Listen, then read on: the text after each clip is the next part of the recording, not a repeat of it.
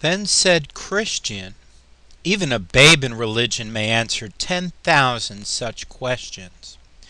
For if it be unlawful to follow Christ for loaves, as it is John 6, how much more abominable is it to make of him and religion a stalking horse to get and enjoy the world?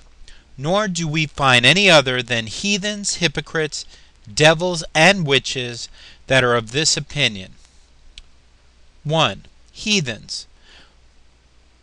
For when Hamor and Shechem had a mind to the daughter and cattle of Jacob, and saw that there was no way for them to come at them but by becoming circumcised, they said to their companions, If every male of us be circumcised, as they are circumcised, shall not their cattle and their substance and every beast of theirs be ours? Their daughters and their cattle were that which they sought to obtain, and their religion, the stalking horse, they made use of to come to them. Read the whole story, Genesis 34, 20, 21, 22, and 23. Number 2. The hypocritical Pharisees were also of this religion. Long prayers were their pretense, but to get widows' houses were their intent, and greater damnation was from God their judgment. Luke 20, verses 46 and 47. 3. Judas, the devil, was also of this religion. He was religious for the bag, that he might be possessed of what was therein. But he was lost, cast away, and the very son of perdition.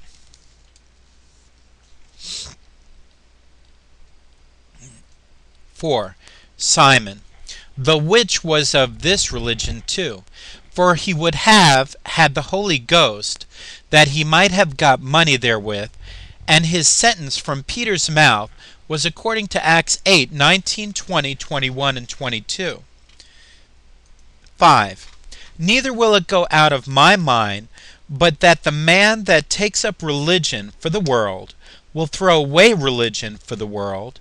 For so surely as Judas designed the world in becoming religious, so surely did he also sell religion and his master for the same. To answer the question, therefore, affirmatively, as I perceive you have done, and to accept of as authentic such answer, is both heathenish, hypocritical, and devilish, and your reward will be according to your works. Then they stood staring one upon another, but had not wherewith to answer Christian. Hopeful also approved of the soundness of Christian's answer. So there was a great silence among them. Mr. Bunyan and his company also staggered and kept behind, that Christian and Hopeful might outgo them. Then said Christian to his fellow, If these men cannot stand before the sentence of men, what will they do with the sentence of God? And if they are mute when dealt with by vessels of clay, what will they do when they shall be rebuked by the flames of a devouring fire?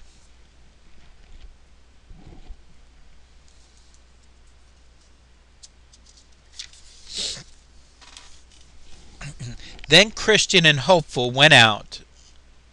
outwent them again, and went till they came at a delicate plain called Ease, where they went with much content. But that plain was but narrow, so they were quickly got over it.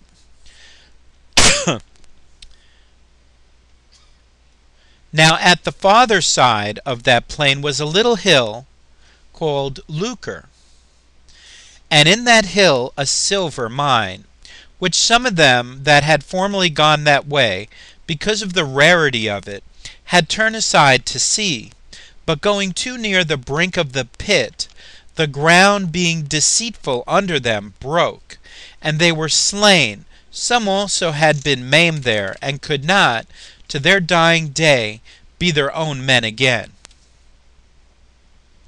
Then I saw in my dream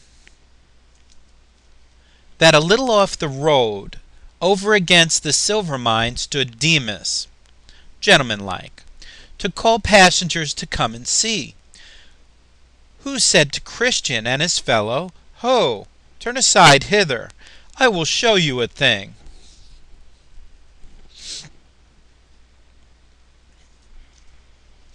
Christian, what thing is so deserving as to turn out of the way? Demas, here is a silver mine, and some digging in it for treasure. If you will come with a little pains, you may richly provide for yourselves. Then said Hopeful, Let us go see. Not I, said Christian. I have heard of this place before now, and how many have there been slain, and besides, that treasure is a snare to those that seek it, for it hindereth them in their pilgrimage.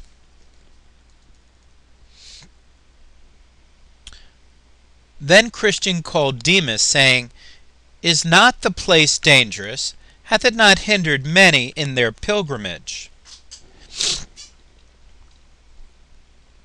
Demas, Not very dangerous, except to those that are careless, but withal he blushed as he spake.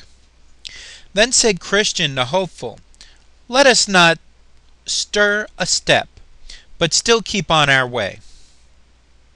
Hopeful, I will warrant you, when Bunyan comes up, if he hath the same invitation as we, he will turn in thither to see.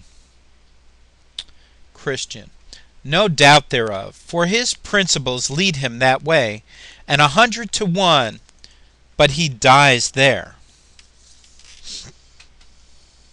Then Demas called again, saying, But will you not come over and see? Then Christian roundly answering, saying, Demas, thou art an enemy to the right ways of the Lord of this way, and hast been already condemned for thine own turning aside, by one of his majesty's justices. And why seekest thou to bring us into the like condemnation? Besides, if we at all turn aside, our lord the king will certainly hear thereof, and will there put us to shame, where we would stand with boldness before him. Demas cried again that he also was one of their fraternity, and that if they would tarry a little, he also himself would walk with them. Then said Christian, What is thy name? Is it not the same by which we have called thee? Yes, my name is Demas. I am the son of Abraham.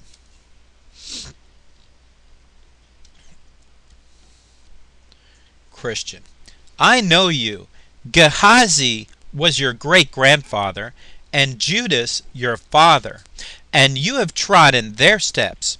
It is but a devilish prank that thou usest thy father was hanged for a traitor, and thou deservest no better reward. Assure thyself that when we come to the king, we will tell him of this thy behavior. Thus they went their way.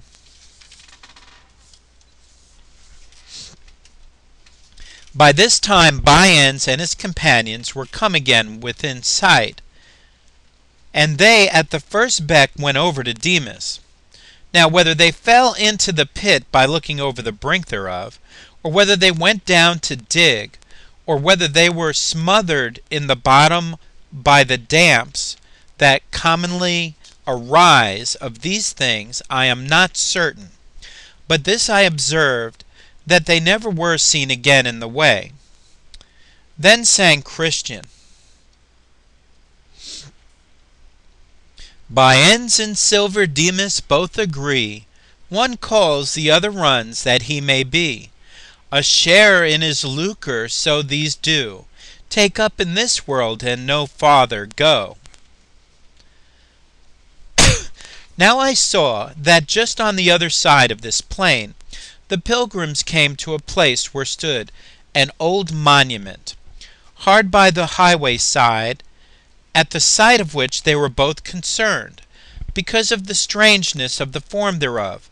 For it seemed to them as if it had been a woman transformed into the shape of a pillar. Here therefore they stood looking and looking upon it, but could not for a time tell what they should make thereof. At last Hopeful espied written upon the head thereof a writing in an unusual hand, but he being no scholar, called to Christian, for he was learned, to see if he could pick out the meaning. So he came, and after a little laying of the letters together, he found the same to be this: Remember Lot's wife. So he read it to his fellow, after which they both concluded that that was the pillar of salt into which Lot's wife was turned. For looking back with a covetous heart, when she was going from Sodom for safety, which sudden and amazing sight gave them occasion for this discourse. Christian. Ah, my brother, this is a seasonable sight. It came opportunely to us after the invitation which Demas gave us to come over to view the hill Lucre. And had we gone over, as he desired us, and as thou wast inclined to do, my brother, we had, for aught I know, been made like this woman a spectacle for those that shall come after to behold. Hopeful. I am sorry that I was so foolish, and am made to wonder that I am not now as Lot's wife, for wherein was the difference between her sin and mine? She only looked back, and I had a desire to go see. Let grace be adored, and let me be ashamed, that ever such a thing should be in mine heart. Christian. Let us take notice of what we see here. For our help for time to come, this woman escaped one judgment, for she fell not by the destruction of Sodom, yet she is destroyed by another, as we see, turned into a pillar of salt.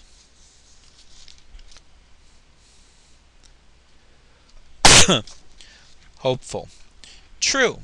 And she may be to us both caution and example. Caution that we should shun her sin, or a sign of what judgment will overtake such as shall not be prevented by this caution. So Korah, Dathan, and Abiram, with the 250 men that perished in their sin, did also become a sign or example to others to beware.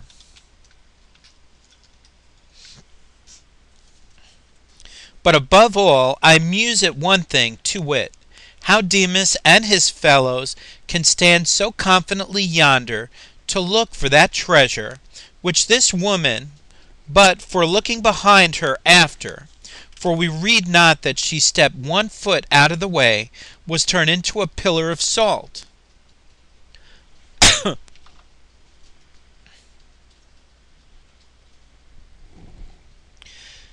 Especially since the judgment which overtook her did make her an example within sight of where they are. For they cannot choose but see her, did they but lift up their eyes. Christian. It is a thing to be wondered at, and it argueth that their hearts are grown desperate in the case, and I cannot tell who to compare them to so fitly as to them that pick pockets in the presence of the judge, or that will cut purses under the gallows. It is said of the men of Sodom that they were sinners exceedingly.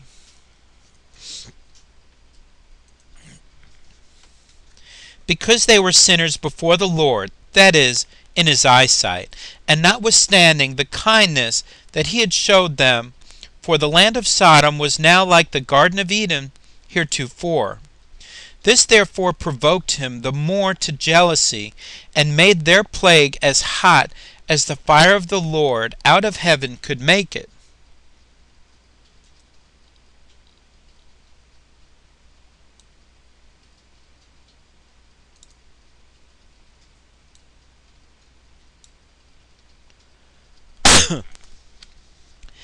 And it is most rationally to be concluded that such, even such as these are, that shall sin in the sight, yea, and that too in despite of such examples that are set continually before them to caution them to the contrary, must be partakers of severest judgments. Hopeful. Doubtless thou hast said the truth. But what a mercy is it that neither thou, but especially I, am not made myself this example. This ministereth occasion to us to thank God, to fear before him, and always to remember Lot's wife. I saw then that they went on their way to a pleasant river, which David the king called the river of God, but John the river of the water of life. Now their way lay just upon the bank of the river. Here therefore Christian and his companion walked with great delight. They drank also of the water of the river, which was pleasant and enlivening to their weary spirits. Besides, on the banks of this river, on either side, were green trees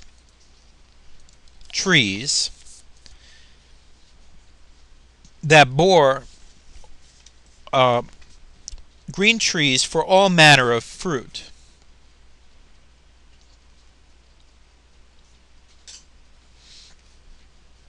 And the leaves they eat to prevent surfeits and other diseases that are incident to those that heat their blood by travels. On either side of the river was also a meadow, curiously beautified with lilies, and it was green all the year long. In this meadow they lay down and slept, for they might lie down safely.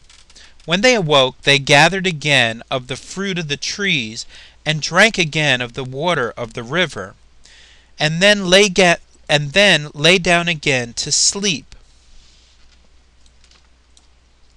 Thus they did several days and nights. Then they sang, Behold ye how these crystal streams do glide, to comfort pilgrims by the highway side. The meadows green besides their fragrant smell yield dainties for them, and he that can tell what pleasant fruit, yea, leaves these trees do yield, will soon sell all, that he may buy this field. So when they were disposed to go on, for they were not as yet at their journey's end, they eat and drank and departed.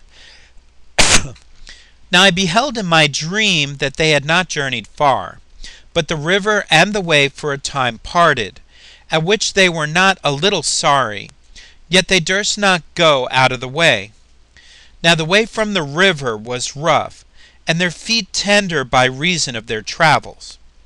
So the souls of the pilgrims were much discouraged because of the way.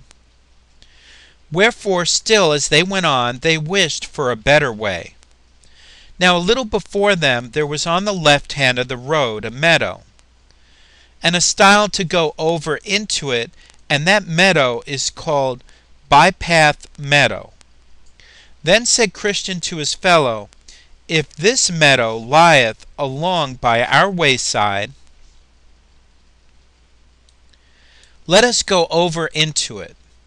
Then he went to the stile to see, and behold, a path lay along by the way on the other side of the fence. It is according to my wish, said Christian. Here is the easiest going. Come, good hopeful, and let us go over. Hopeful. But how if this path should lead us out of the way? Christian. "That's not likely," said the other. "Look, doth it not go along by the wayside?" So Hopeful, being persuaded by his fellow, went after him over the stile. When they were gone over, and were got into the path, they found it very easy for their feet. And withal they, looking before them, espied a man walking as they did, and his name was Vain Confidence. So they called after him, and asked him whither that way led. He said, "To the celestial gate." "Look," said Christian, "did not I tell you so? By this you may see we are right." So they followed, and he went before them. But behold, the night came on, and it grew very dark, so that they that were behind lost the sight of him that went before.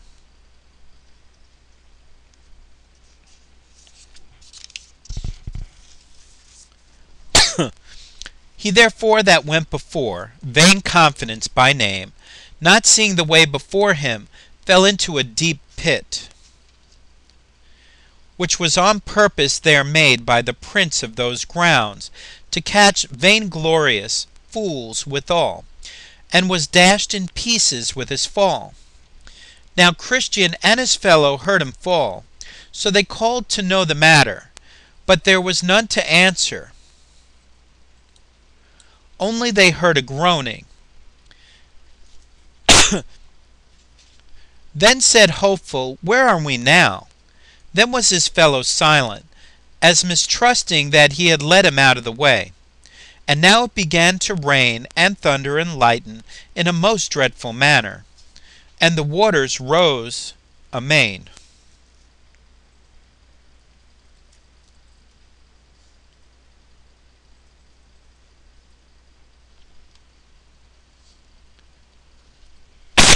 Then Hopeful groaned in himself, saying, "Oh, that I had kept my way!"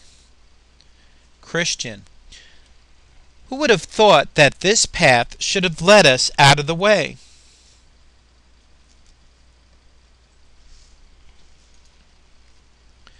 Hopeful. I was afraid on it at the very first, and therefore gave you that gentle caution. I would have spoke plainer, but that you are older than I. Christian. Good brother, be not offended. I am sorry I have brought thee out of the way, and that I have put thee into such imminent danger. Pray, my brother, forgive me. I did not do it of an evil intent. Hopeful. Be comforted, my brother, for I forgive thee, and believe thee too, that this shall be for our good. Christian. I am glad I have met with a merciful brother, but we must not stand thus. Let us try and go back again. Hopeful. But, good brother, let me go before. Christian. No, if you please, let me go first, that if there be any danger, I may first therein, because by my means we are both gone out of the way. No, said Hopeful, you shall not go first, for your mind being troubled may lead you out of the way again. Then for their encouragement they heard the voice of one saying,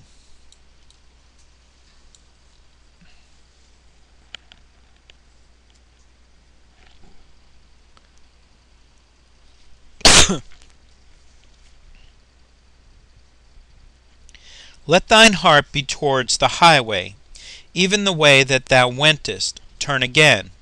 But by this time the waters were greatly risen, by reason of which the way of going back was very dangerous.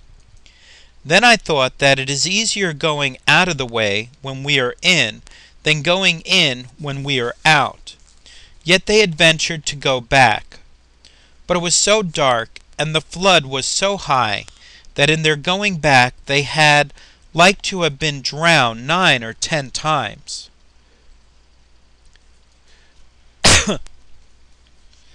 Neither could they, with all the skill they had, get again to the stile that night. Wherefore at last, lighting under a little shelter, they sat down there till the daybreak. But being weary, they fell asleep.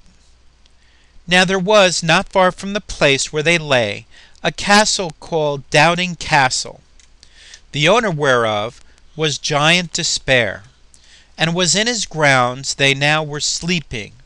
Wherefore he, getting up in the morning early, and walking up and down in his fields, caught Christian and Hopeful asleep in his grounds. Then with a grim and surly voice he bid them awake, and asked them whence they were, and what they did in his grounds. They told him they were pilgrims, and that they had lost their way.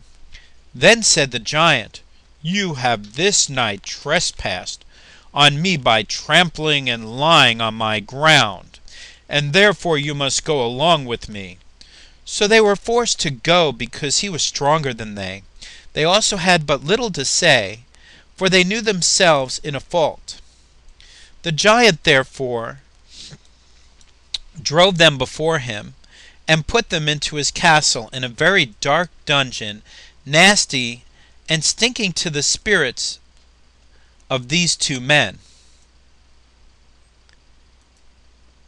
Here then they lay from Wednesday morn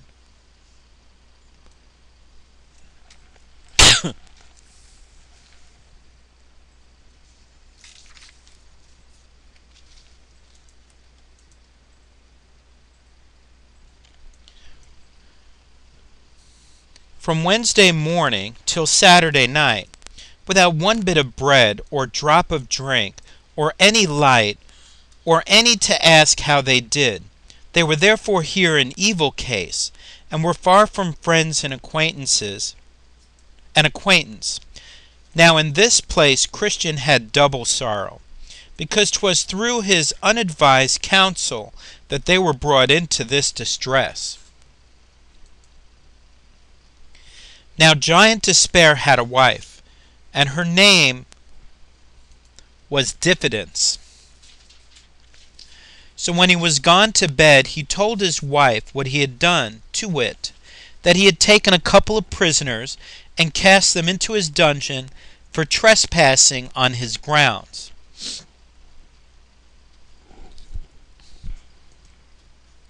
Then he asked her also what he had best to do further to them. So she asked him what they were, whence they came, and whither they were bound, and he told her.